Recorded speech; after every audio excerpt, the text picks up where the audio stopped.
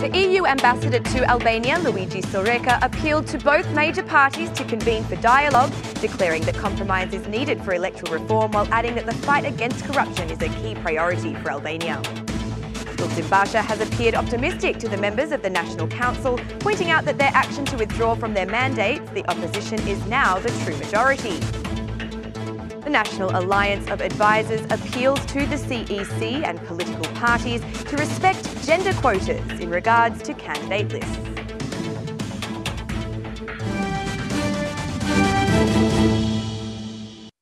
It's 6 o'clock on Monday, the 8th of April 2019. Good evening and thank you for tuning in to RTV Ora's English edition. My name is Alexandra, bringing you the only daily update of the local Albanian news translated into English.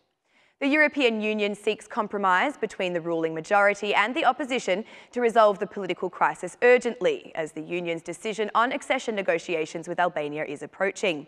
During his speech in the activity on the journey towards the establishment and functioning of the new electronic system of declaring the private interests of elected persons and some public officials, Soreca determined the fight against corruption as a key priority for Albania.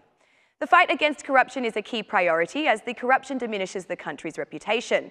Fighting this phenomenon requires political will. The property declaration system is important, Soreca said, while adding that corruption has a devastating effect on the economy. The head of the European Union delegation in Tirana, Luigi Soreca, expressed optimism that a common point of meeting with the political parties exists. Dialogue is needed to complete the electoral reform. The ruling majority and opposition should meet, as some amendments in the electoral code are needed. The ruling majority and opposition should meet halfway, said Soreca. The EU ambassador indicated that during the meeting with the majority, the International Monitoring Operation Chief demanded that the government make some decisions regarding the electoral process, such as measures against the sale and purchase of votes. The EU ambassador gave his declarations after the meeting in the High Inspectorate of Declaration and Audit of Assets and Conflict of Interest offices for the launch of a new electoral pilot system for the declaration of income for about 3,000 civil servants. This initiative, supported by the EU, US aid and the Council of Europe, is considered important in the fight against corruption and as one of the requirements for Albania's integration process.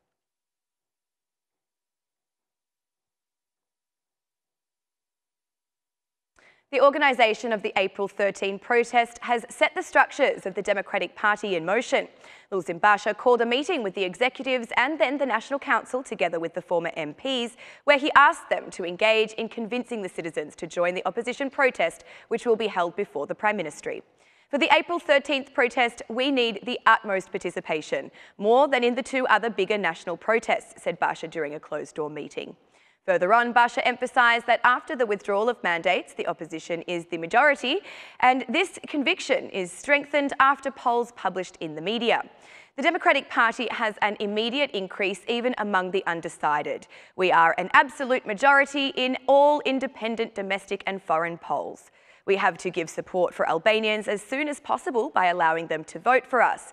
For this reason, a high level of participation in this protest is of extraordinary importance, concluded Basha.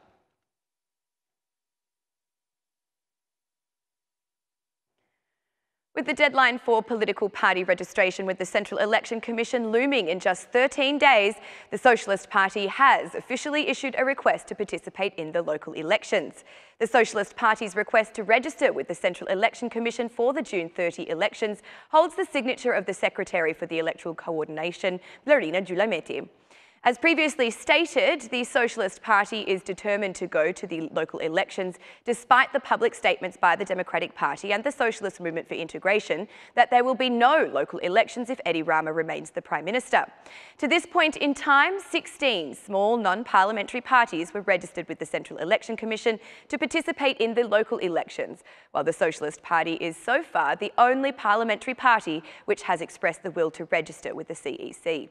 The 21st of April is the deadline for the registration of political parties in the CEC, and 10 days later is the deadline for the registration of coalitions. According to the Electoral Code, the deposit of multi-name lists of candidates for municipal councils and other councils should be made no later than 13 May.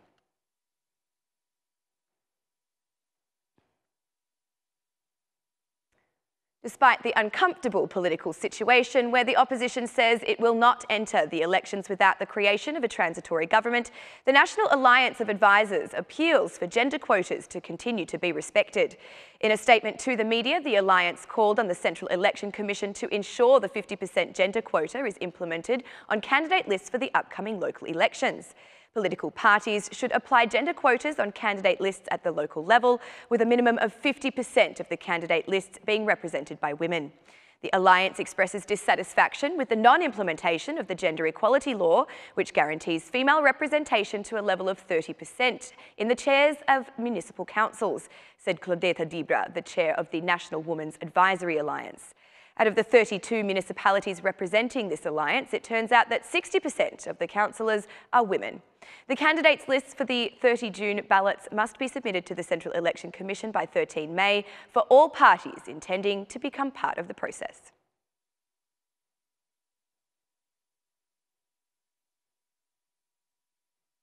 "29 years after the collapse of the communist system, democracy in Albania remains fragile.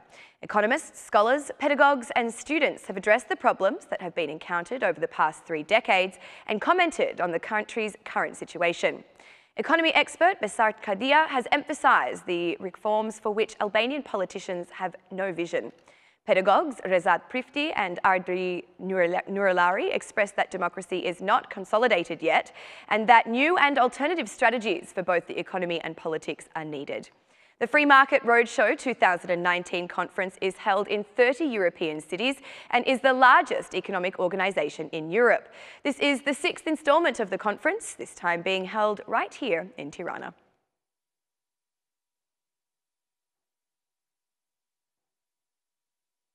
The Bregoilumit residents held a protest today against the demolition of their houses affected by the construction of the new boulevard. There was a clash between residents and police officers as the residents attacked construction vehicles. Protesters opposed the demolition of their houses affected by the new boulevard project, saying that they are unclear about the way they will be compensated. With shovels and stones in their hands, the residents expressed their determination to protect their dwellings, the demolition of which was expected to begin in the early hours of the morning, but was prevented when the attempt was encountered by the resistance of the citizens. The resident clashes with police were persistent. According to the residents, the extension of the new boulevard cannot be considered without compensation.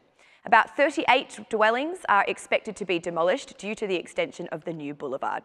Sources in the municipality of Tirana inform that these dwellings are disqualified from the legalisation process and consequently cannot benefit from expropriation. Instead, the municipality has offered them alternatives such as social housing.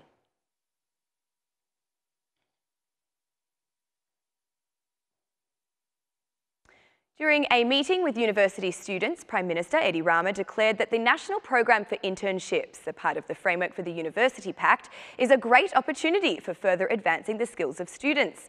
Rama added that the employment of excellent students remains a priority for the government. Rama admitted that this strategy will allow students to acquire new abilities and higher qualifications. Following the internship, each student that passes the process will be able to compete for a job position in the state administration. We have entered into a new stage regarding the relations between the government and the university. The vacancies in the state administration are open to all students of excellence. With the passing of years, these students will become more experienced and will be in their positions due to their skills, declared Prime Minister Rama. Prime Minister Edi Rama accused the Dean of Tirana University, Munir Koni, of being responsible for the lack of access to the digital library. Rama stated that the university can't be used only to create tenders and that it should serve the immediate student needs. Moreover, the Prime Minister talked also about the evaluation of academic titles, saying that the university has done nothing in this regard. During the conversation with the students on the National Programme for Internships, the head of the government attacked the Dean for the lack of intervention in reviewing the academic titles of those whom he called charlatans. The digital library was established, however, the students of Tirana University can't use it due to the lack of capabilities in regards to the IT system. This is unacceptable. Meanwhile, the Dean complains instead of providing a solution. They demand to share the responsibility with us, but the university runs itself autonomously. This doesn't mean that it is autonomous only for tenders and for blocking universities for tenders, but it also means that they must take responsibilities, said Rama. Regarding the National Labour Practice Program, the head of the government said that the focus will be on those who have completed high-grade studies to gain experience.